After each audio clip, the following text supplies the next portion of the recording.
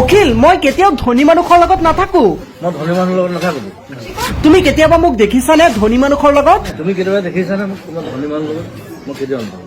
Programme বিলাকত ডাঙৰ মানুহৰ লগত আধা ঘণ্টা 1 ঘণ্টামান থাকো তাৰপিছত আহি যাওঁ কিবা প্ৰগ্ৰেম পালিছে ক'ৰবাত তাত গৈছো মই আধা ঘণ্টা 1 ঘণ্টা আছো মই গুচি হয় এবছৰ পূৰ্বে অখিল গগৈৰ সৈতে জুবিন গাৰ্গৰ সৈতে হৈছিল এক সাক্ষাৎকাৰ এটা অনুষ্ঠানত গৈ একে হোটেলত হৈছিল দুয়োৰে দেখা আৰু তেতিয়াই অখিল গগৈৰ সৈতে জুবিন গাৰ্গে পাতিছিল বহু কথাই আৰু তাৰে ভিতৰত অসমবাসীৰ দৃষ্টি আকৰ্ষণ কৰা জুবিন গাৰ্গৰ কিছু কথোপকথন জুবিন গাৰ্গে কৈছিল অখিল মই কেতিয়াও ধনী মানুহৰ লগত নাথাকো লগতে তেওঁ কৈছিল অখিল তুমি কেতিয়াবা মোক দেখিছানে ধনী মানুহৰ লগত থকা মই প্ৰগ্ৰাম বিলাকত ধনী মানুহৰ লগত আধা ঘণ্টামান থাকো বা 1 ঘণ্টামান থাকো তাৰ পাছত ঘৰলৈ আহি যাওঁ দুখীয়াক মন প্ৰাণ দি ভাল পোৱা সেই মানুহজন আজি আমাৰ মাজত নাই বিপদৰ সময়ত দুখীয়া দৰিদ্ৰ লোকৰ কাষত থকা প্ৰতিজন অসমীয়া লোককে ভাল পোৱা এইজন জুবিন গাৰ্গ সঁচাকৈয়ে অতুলনীয় তেওঁ আছিল অসমৰ এটি সম্পদ।